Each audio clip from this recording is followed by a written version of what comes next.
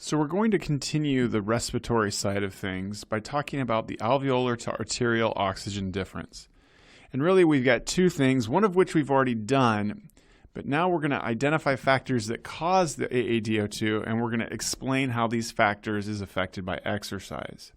So as you recall from the previous video, AaDO2 is the difference in pressure between the alveoli and the arteries. Now, in a perfect world, that difference would be zero because that would mean we'd have complete equilibration, or in other words, we're getting as much oxygen into the arteries as we possibly can. However, as you're well aware, we don't live in a perfect world, and so perfect diffusion doesn't occur. Okay, normally, our AaDO2 is somewhere between 5 and 15 millimeters of mercury. And there's several reasons or several contributors or several causes to the AaDO2. And as to why it gets bigger, or what we call widening the AaDO2. And so these four things are VQ mismatch, diffusion limitation, intrapulmonary shunt, and extrapulmonary shunt. Okay, so let's go through each of these. So VQ mismatch. So if you recall from your introductory physiology class, V stands for ventilation. So if we've got V, we've got airflow. And Q stands for perfusion, right? So remember, Q is flow, and I don't know where the Q ever came from, but when we're talking about flow, in this case, we're talking about blood flow. And so if we've got a Q value, blood flow is present. Now again, going back to our perfect world, if I have ventilation and I have perfusion, or if I have ventilation, I want perfusion, and vice versa. I want them to be matched. However, ventilation perfusion is not always matched.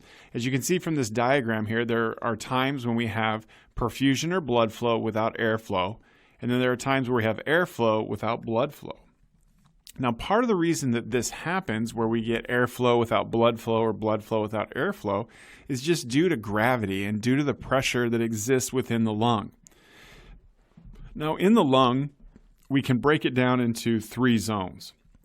And these zones are kind of differentiated by their pressure gradients. Okay, so if we talk about the top of the lung, and we're talking about the very top of the lung, we call that zone 1. And in zone 1, the alveolar pressure is greater than the arterial pressure, which is greater than venous pressure. And this essentially inhibits or limits or prevents blood flow through that pulmonary capillary. Okay, now there is debate as to whether or not this exists.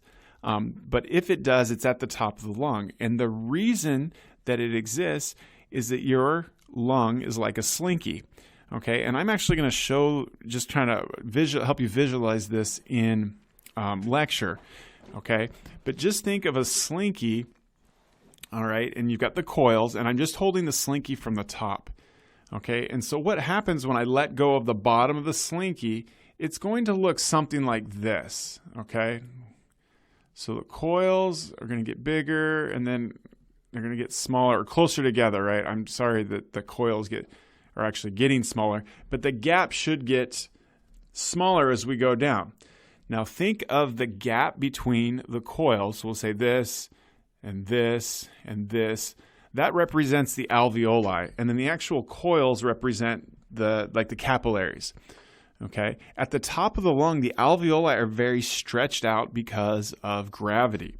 And so as a result, they have a lot of pressure in them, and they pinch off the capillary, as shown here. And so in order to get blood flow through that capillary, it needs to be very high pressure. And with zone 1, we have very little, if any, blood flow through those capillaries. In zone 2, arterial pressure is greater than alveolar pressure, which is greater than venous pressure. And so with this, we've got intermittent flow. Now, generally speaking, when we think of zone 2, it's pressure, it's the part of the lung that's above the heart, right? So here is zone 2. This is where the heart fits in right here. We're just going to make a circle heart. And so it's anything that's above that heart, okay? And so in order to get blood flow into this part of the lung, so right here, we have to have high pressure. And so there are times when the heart's contracting where we have high enough pressure to get blood so that the arterial pressure is able to exceed alveolar pressure and get it in and through the pulmonary capillary. What also happens is, because it's intermittent flow, there's times where blood's not flowing in there, flowing through the capillary, so there's a little bit of a backup. When the backup is big enough, there's great enough pressure, it forces its way through. And then finally, we've got zone 3. And in zone 3, arterial pressure is greater than venous pressure, which is greater than alveolar pressure. And so we've got this here. Notice that the blood vessels open, okay? And so we have continuous blood flow through there. So how does this all relate to AaDO2? Okay, well, in zone 1, we have very low blood flow, but we have lots of airflow. Okay, so maybe we have 3 times the airflow compared to blood flow. So we'll have a VQ number of something like 3. And I'll never ask you the numbers. You're not going to calculate this or anything like that. But just to give you an idea, in zone 2, we usually have pretty good matching between ventilation and perfusion, but you have to remember it's intermittent. Okay, so we have normal airflow, but we have intermittent blood flow. Okay, and so our VQ number might be 1. And then at the bottom of the lung, we have lots of blood flow, but we have relatively low airflow. And again, if I draw my slinky here, and I'm going to try and do a little bit better. I don't know why I keep making these coils.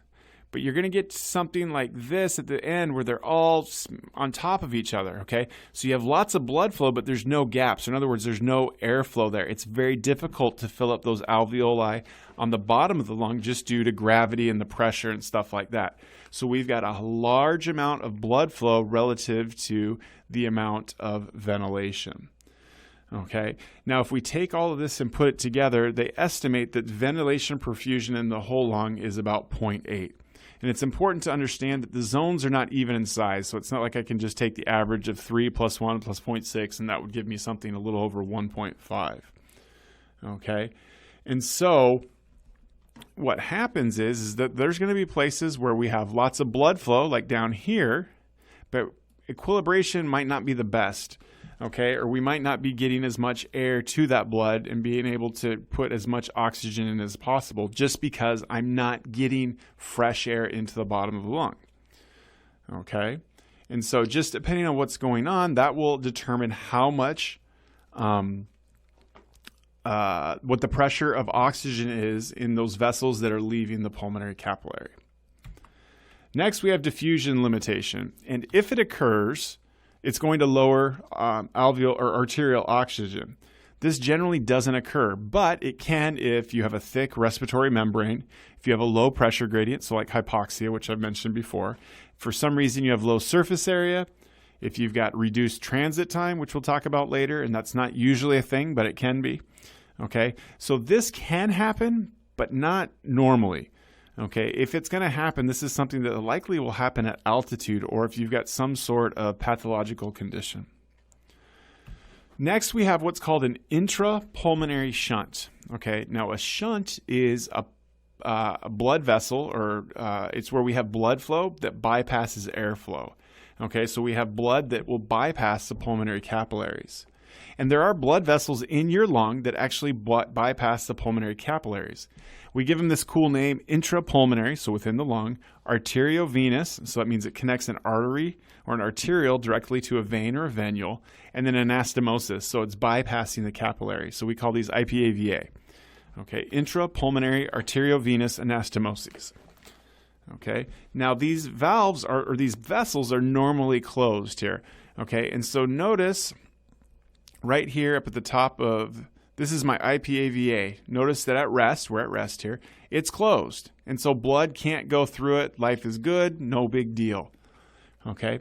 However, it opens when pulmonary pressure increases. Okay. And so what are some times where pulmonary pressure increases? And like it says right there, exercise, exercise, hypoxia. Okay, and we think this might occur just as like a pressure relief valve.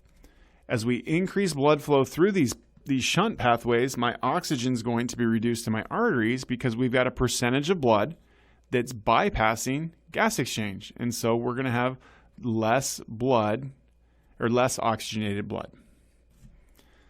All right, last one, and this is the one that's kind of near and dear to my heart because this is what most of my dissertation work at University of Oregon was about. And this is an extrapulmonary shunt.